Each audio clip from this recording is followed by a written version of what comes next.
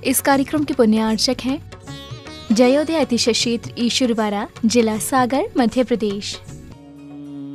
ह्रीं श्रीं क्लीं ऐं वरं बम मम हम सम दम बम बम बम मम मम हम सम सम दम दम बम बम झम झम झीं झीं शिवीं शिवीं द्रम द्रम द्रीं द्रीं द्रावे द्रावे नवरते भगवती श्रीमती शांतिधारा कर्ता परिवारस अरुण जी जलंधर वाले राहतगढ़ परिवारस कैंसर रोग निवारणाय अनमोल जी दिशा जी गर्भ शिशु रक्षार्थम पिंडरई वाला परिवार सा परिवारस अंकित जी जन्म दिवस शुभ अवसर अभी अमृता जी अंजलि जी अनीता जी धर्मचंद जी गोपालगंज वाला परिवार सा परिवारस आचुकी जी पटना वाला परिवार सा परिवारस ब्रह्मचारी दरबारी दाव पदमचंद जी सुशीला जी आलोक जी संगीता जी धनकर जी उषा जी हर्षिता जी आदि जी एलोरल टाइम्स परिवार विद्यासागर नगर सा परिवारस सागर उत्तम चंद जी सुशीला जी राखी जी जोली जी ऋतु जी सुबोध जी संदीप जी नेहा जी जैनिसा जी समस्त ईश्वरवाड़ा वाला परिवार सा परिवारस तीर्थ रक्षक परिवार से राकेश जी अनुज जी डिम्पल जी पठारी सा परिवारस राहुल जी राहुल टेलर्स सागर सा परिवारस नरमल चंद जी नीरज जी बांदरी सा परिवारस अशोक जी बिमला जी त्रिपाल वाला परिवार सा परिवार सागर मालती जी मंजीश जी जबलपुर वाला परिवार सागर सा परिवार डॉक्टर सुभाष चंद जी सुनीता जी नेहानगर मकरोनिया सा परिवार अशोक जी अभिषेक जी अशोका गार्डन खिमलासा वाला परिवार सा परिवार राजीव जी चंदेरी वाला परिवार सुखनगर सा परिवार कोमल चंद जी संजय जी बंटी जी कनेरा वाला परिवार विद्यासागर नगर सागर सा परिवार महेंद्र जी मिंटू जी सी जी हाईडवे झिकनी वाला परिवार सा परिवार प्रेमचंद जी कमलेश जी बिजली राहतगढ़ वाला परिवार सा परिवार बीरेन जी राहतगढ़ वाला परिवार सा परिवारस रूपचंद जी उत्तम एग्रो राहतगढ़ वाला परिवार सा परिवारस प्रकाश चंद जी अमित जी विद्यासागर नगर सा परिवारस महावीर ट्रांसपोर्ट परिवार सा परिवारस कोमल चंद जी सा परिवारस मुन्नालाल जी छाया जी विशाल जी इलक्स बडूबम परिवार सागर सा परिवार संजीव जी मंजू जी मानव चौक वाला परिवार कुशाक जी मानव चौक वाला परिवार सागर सा परिवार फूलचंद जी मनोज जी अशोका गार्डन वाला परिवार अमित डीके मसिंदी परिवार सा परिवार आसू जी बांदरी वाला परिवार सा परिवार विद्यासागर नगर समस्त जीवनम व्याधिम व्याधिम घनंतो संपूजिकानां प्रतिपालिकानां मितेन्द्र सामान्तपोधनानां देशष्टिराष्ट्रस्फुरस्य राज्ञा करोतु शांतिं भगवजिनेन्द्र। करता है तेरी मेरी यह तो तेरा मकान है, झूठे जग में फंसा हुआ है ये सच्चा इंसान नहीं। आज हम कहते हैं ये हमारा मकान है। मकान कहता है, आपके दादाजी भी कहते थे यह आप हमारा मकान है, आपके पिताजी भी कहते थे यह हमारा मकान है, और आज तुम भी कह रहे हो यह हमारा मकान है। आपके दादाजी भी यह बोलते बोलते चले गए, आपके पिताजी भी यह बोलते बोलते चले गए, और आप भी यह बोलते बोलते चले जाओगे, लेकिन मकान वही रहेगा। मित्रों, उत्तम आकिंचन धर्म का दिन में एकाकी एकत्व लिए सभी आते, तन धन को साथी समझा था पर ये भी छोड़ चले जाते। ना हमारा धन है, ना हमारा परिवार है, ना यहाँ तक कि हमारा शरीर भी हमारा नहीं है। शरीर भी हमारा सिर्फ साथी है और एक दिन साथ छोड़ जाएगा। बहुत सारे लोगों को शिकायत होती है, पहले अवधि ज्ञान रहता था तो अवधि ज्ञान से मालूम चल जाता था, लेकिन आज हम कैसे मालूम करें कि हम मरण की निकटता की ओर जा रहे हैं। उत्तम आकिंचन धर्म शरीर और आत्मा को अलग करके अपनी आत्मा के कल्याण में अपने आप को लगा देना ही उत्तम आकिंचन हमें संदेश देता है। आज भी हमें संदेश प्राप्त होता है, लेकिन हम उसको समझ नहीं पाते। कर्म हमें संदेश भेजता है, हमारे बालों को सफेद कर देता है, लेकिन हम लोग क्या करते हैं, बालों को काला कर लेते हैं, दूसरा संदेश भेजते हैं, हमारे दांतों को गिराने लगते हैं।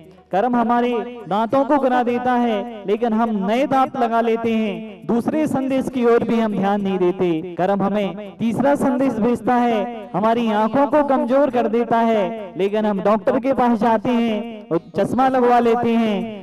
हम तीसरे भी उस संदेश को भी हम नहीं समझ पाते। कर्म हमें अगला संदेश भेजता है, हमारे कानों के लिए, कानों को सुनना कमजोर हो जाता है, लेकिन हम कान में मशीन लगाकर उसको सुनने लगते हैं, उस संदेश को भी हम समझ नहीं पाते। हमारा कर्म हमें अगला संदेश भेजता है कि हमारे शरीर को शिथिल कर देता है, धीरे धीरे कमजोर कर देता है, लेकिन हम नई नई ताकत की दवाइयाँ, ताकत की बोतलें, इंजेक्शन आदि लगवाकर उस संदेश को भी हम समझ नहीं पाते।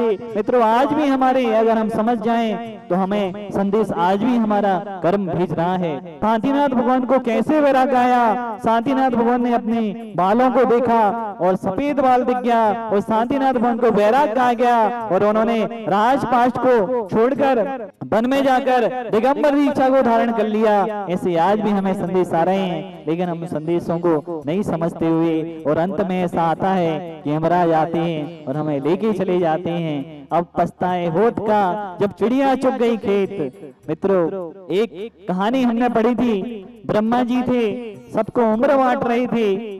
25 साल हमारे लिए दी, 25 साल उल्लू के लिए दी, 25 साल कुत्ता के लिए दी, 25 साल गधा के लिए दी। सबको उम्र बांट दी गई, लेकिन सबने अपनी उम्र देखी तो सबने कहा, कुत्ते ने कहा, लोग हमें जहां से भी निकलेंगे पत्थर ही पत्थर मारेंगे, 25 साल हम कैसे जी पाएंगे। उल्लू ने कहा, दिन में हमें दिखता नहीं है, रात में सिर्फ दिखेगा, 25 साल हमारे लिए बहुत होते हैं। और यही उल्लू ने भी कहा, कुत्ते ने भी कह दिया, यही गधे ने भी बोला कि हमारे लिए भी 25 साल बहुत होता है। तो सभी लोग सलाहें करके ब्रह्मा जी के पास पहुंचते हैं और ब्रह्मा जी से बोलते हैं, हमारी उम्र आपने ज्यादा दे दी, इस उम्र को वापस कर लें, थोड़ी थोड़ी सी उम्र हमें चाहिए है।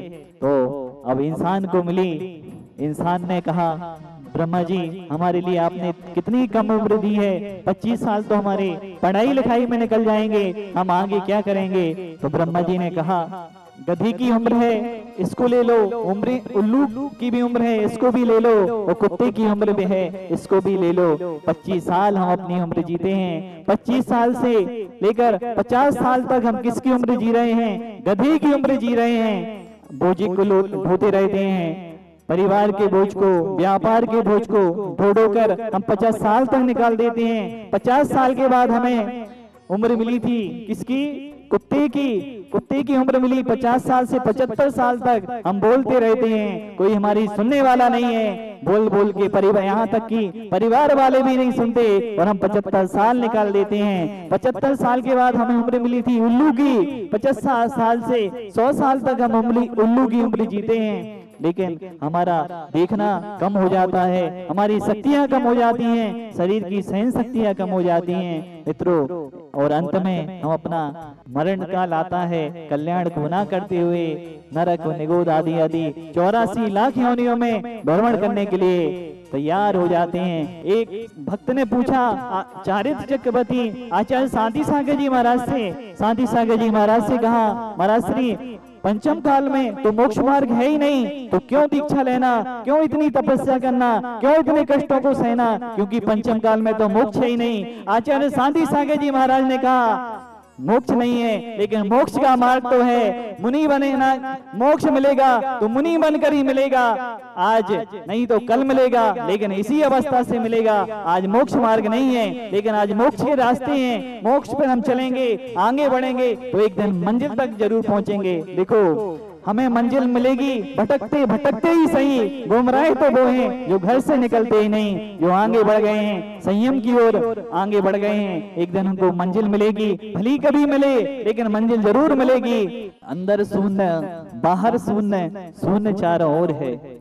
अंदर शून्य बाहर शून्य, शून्य चारों ओर है। मैं नहीं हूँ अपने में, फिर भी मैं का ही शोर है। मैं नहीं हूँ अपने में, फिर भी मैं का ही शोर है। उत्तम आकिल चिन्ह हमें दिखाता है। बहुत हमने शरीर के साथ, बहुत हमने परिवार के साथ, आदि आदि सबके साथ हमने देख लिया। अपनी आत्मा का कल्याण करते हुए उत्तम किंचन धर्म को अपनाना है। यही उत्तम किंचन धर्म हमें बताता है। शरीर अलग है, आत्मा अलग है, हमें शरीर को छोड़कर अपनी आत्मा का कल्याण करना है। इस कार्यक्रम के पुण्यार्चक थे जयोदय अतिशय क्षेत्र ईश्वरवारा, जिला सागर, मध्य प्रदेश।